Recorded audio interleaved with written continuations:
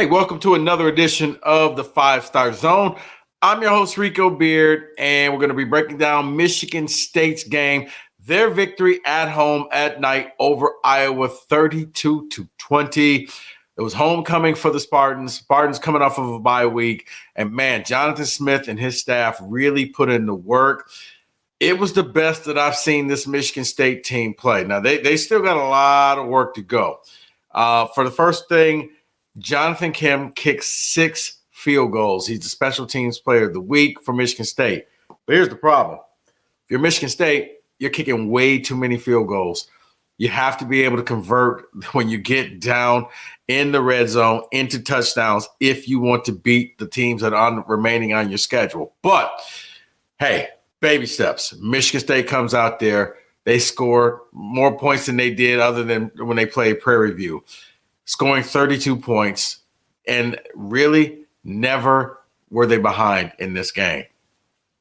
There was one turnover in the game, few penalties, but it was overall probably the best game that I've seen the Spartan teams play this season. And as I stated, there's still a lot of room for improvement, but I think the biggest thing that I saw with this team was a couple things. One, let's start with the defense.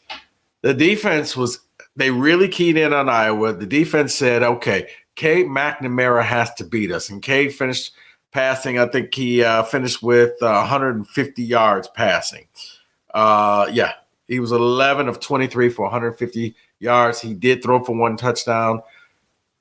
But the goal of the game was Caleb Johnson was not going to beat them. And aside from the 175-yard run, and I'm not taking that away, that did happen, they held him to 23 yards. He finished with 98 yards. The second time this year he was held under 100 yards, and realized that most of his yardage came late in the game on a play where he just took it 75 yards off of the left side down the sideline, untouched. It was a perfect play designed by Kirk Ferentz in that offense. But other than that, they held Iowa in check. Iowa really struggled. Now, they came out in the beginning of the second half. They did drive down the field. That's when they scored their first touchdown, cutting into Michigan State's lead.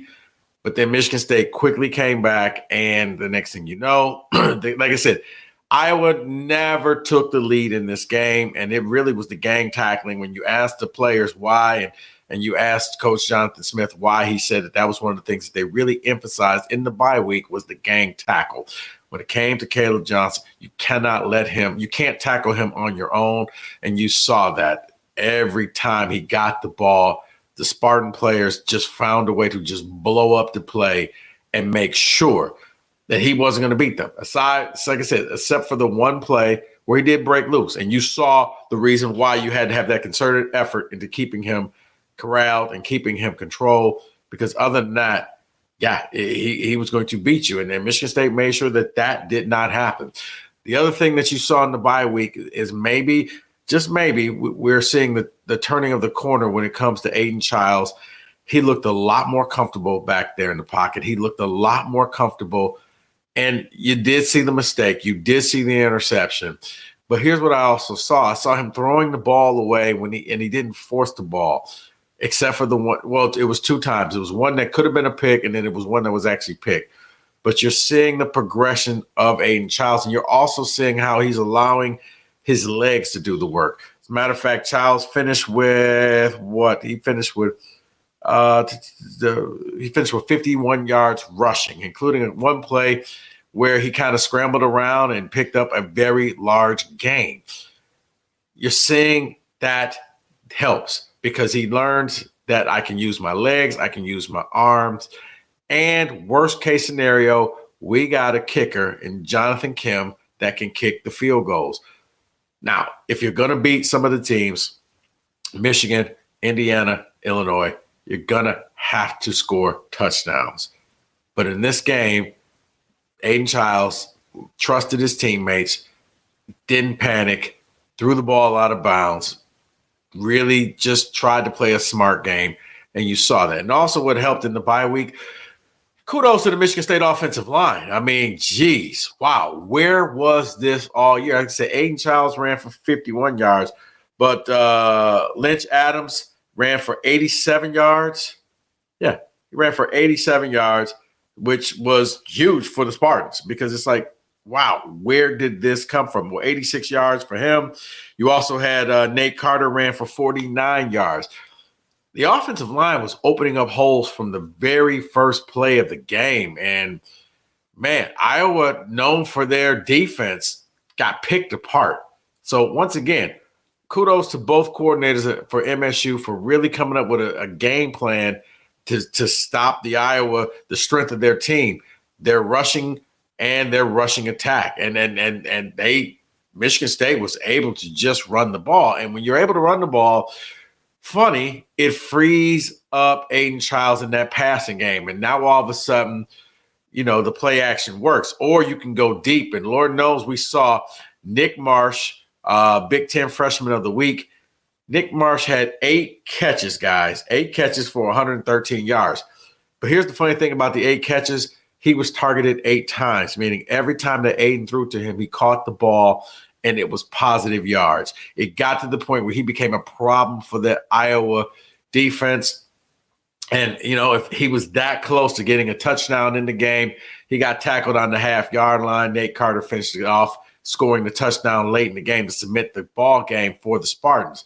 You also had Montorie Foster, who he had 100 yards receiving off of 5 catches, including a touchdown in the third quarter. Just when Iowa had scored, that was a stabilizing force. I had asked Aiden Chiles what was said in the huddle after Iowa scored, and he's like, we just got to go out there and relax and just resolve this and go out and score again. And that's what they did. And it wasn't a field goal this time. It was actually a touchdown, which was big because they were kicking a lot of field goals. But sometimes you got to cross that goal line in order to really know that this thing is working.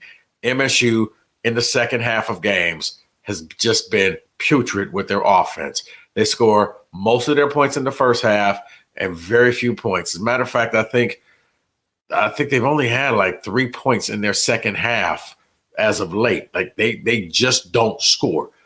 In this game, they came out and scored points in the second half.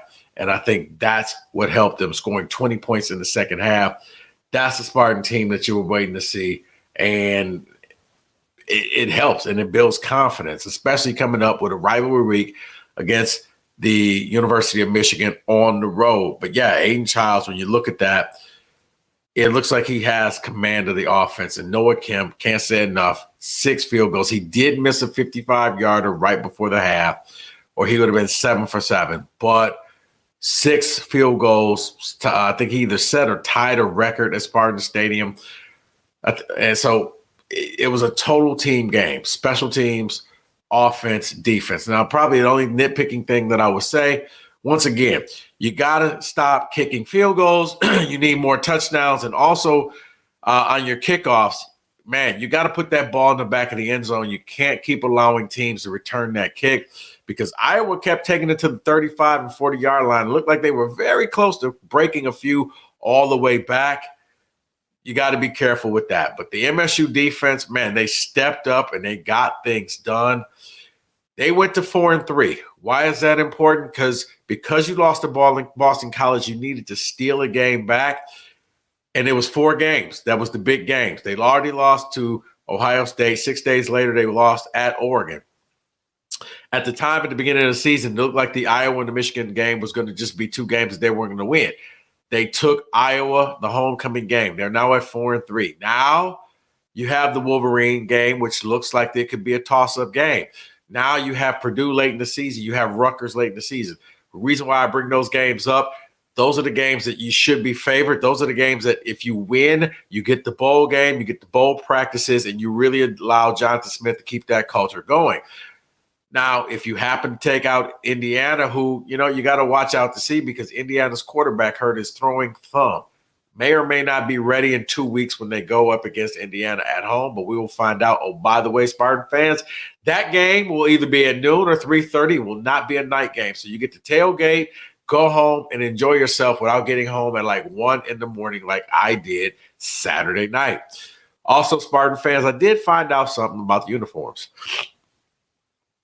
Like if you look behind me, you see the different helmets, the Script State, the Gruffs Party. From what I gathered, those helmets are not going away, but you're probably not going to see them until next season. Jonathan Smith is trying to establish a culture at Michigan State, kind of going back to the basics, think of it as like the boot camp. I'm trying to establish what this brand is. Once you start winning, once you establish yourself, then you'll start seeing the other helmets and the other uniform combinations. Now, I would, you play so many primetime games, I probably would have broke out something different, especially on Saturday night's game. You went with the all greens. I would have maybe gone with the green on green helmet that you wore against Michigan. But hey, he hasn't forgot about him. I asked him the question and he said, no, they'll be back just probably next season. So just wanted to leave you with that little tidbit. Michigan State gets a win on homecoming against an Iowa team. They corral Caleb Johnson, and they win the game 32-20, scoring more points than they have in a long time since the Prairie View game, and really looking like Aiden Chiles may be turning the corner. I'll preview rivalry week, Michigan State, later on this week.